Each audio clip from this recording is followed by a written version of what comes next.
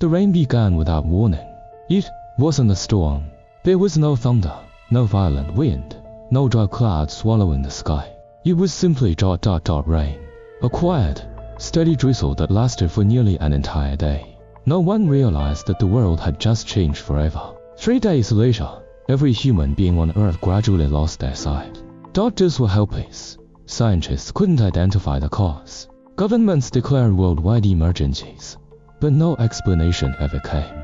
People didn't go blind all at once.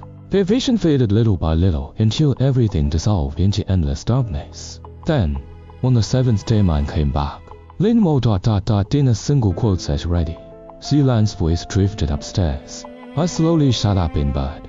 For some reason, her voice had sounded different over the past few days. It was lower than before, rougher somehow, as though every word had to scrape its way through an injured throat before reaching my ears. I rubbed my aching eyes. Maybe I was overthinking it. Life had become difficult for everyone. Losing her eyesight overnight couldn't have been easy.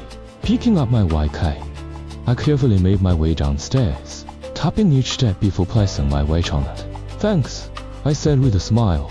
Everyone's blind now, and you're still the one taking care of me. It's nothing, she replied softly.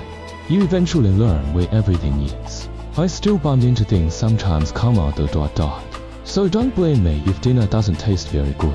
I chuckled. She couldn't see the smile on my face anyway.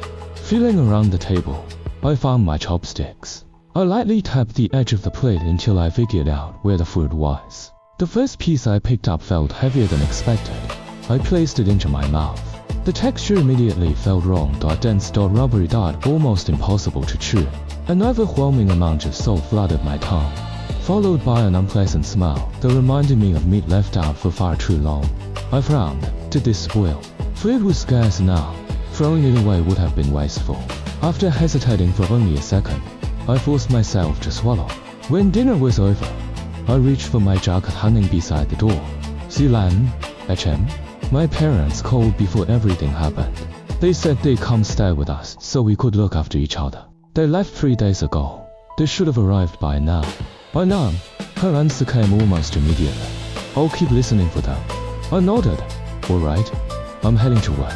Against everyone's expectations, the city hadn't fallen into complete chaos. The government reacted faster than anyone imagined.